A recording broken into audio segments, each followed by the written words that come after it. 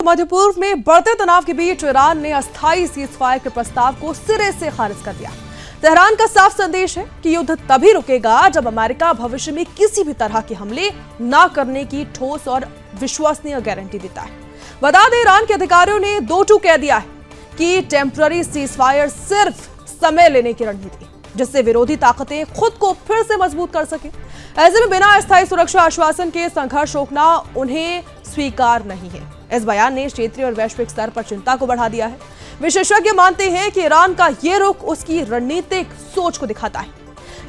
यहाँ पर तत्काल शांति नहीं बल्कि दीर्घकालिक सुरक्षा चाहते हैं। हालांकि इस कड़े रुख से बातचीत की संभावनाएं जटिल हो गई हैं और कूटनीतिक प्रयासों पर दबाव और भी ज्यादा बढ़ गया है। दूसरी ओर देखें तो अंतर्राष्ट्रीय समुदाय लगातार तनाव कम करने की अपील कर रहे हैं। कई देशों ने दोनों पक्षों से संयम बरतने को कहा है और संवाद के जरिए समाधान निकालने की बात कही है। लेकिन ईरान की शर्तों ने साफ कर दिया है कि फिलहाल रास्ता आसान नहीं होगा।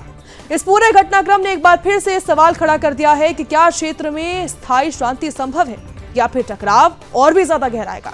आने वाले दिनों में कूटनीतिक बातचीत और अंतर्राष्ट्रीय दबाव ये तय करेंगे कि आखिर हालात वो किस दिशा में जा सकते हैं।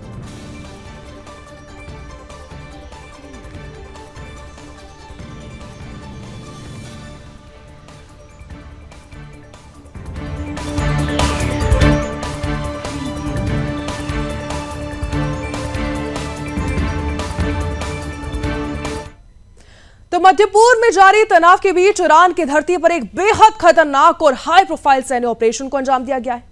बता दें कि पिछले 24 घंटे से लापता अमेरिकी पायलट को आखिरकार अमेरिका की सेना ने सुरक्षित खोज निकाला है। यह पायलट उस वक्त गायब हुआ जब उसका F-15E strike eagle fighter jet crash हो गया था। रिपोर्ट्स की माने तो यह बचाव अभियान किसी युद्ध फिल्म से कम नहीं, ऐसा बड़ा सीन के तौर पर इसे देखा जा रहा है। अमेरिकी कॉम्बैट सर्च एंड रेस्क्यू टीमें लगातार पायलट तक पहुंचने के लिए दुश्मन इलाके में भारी गोलीबारी कर रही थी, सामना करना पड़ा था।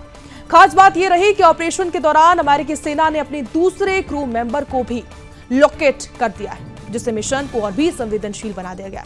जानकारी की माने तो देखिए, पूरा ऑपरेशन ईरान के पहाड़ी क्षेत्र मिलास हिल के आसपास केंद्रित था। यहाँ पर अमेरिका स्पेशल फोर्सेज और IRGC उसके बीच जबरदस्त झड़पें देखने को मिल रही थी।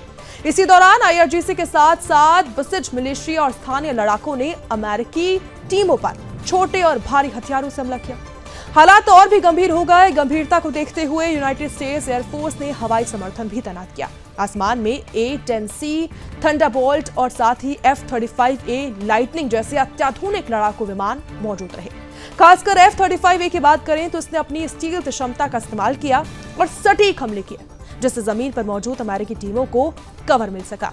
फिलहाल अमेरिकी सेना ने एक पायलट को सुरक्षित निकालने में सफलता हासिल कर ली है, जबकि दूसरे की बात करें तो रेस्क्यू करने की कोशिश अभी जारी है। इस ऑपरेशन से न केवल क्षेत्रीय तनाव बढ़ रहा है, बल्कि यह भी दिख गया है कि संघर्ष अब किसी स्तर तक पहुंच सकता है। आने वाले समय में ये जो घटना है, ये अंतर्राष्ट्रीय राजनीति और सैन्य रणनीति पर सीधे तौर पर गहरा असर डाल सकती है।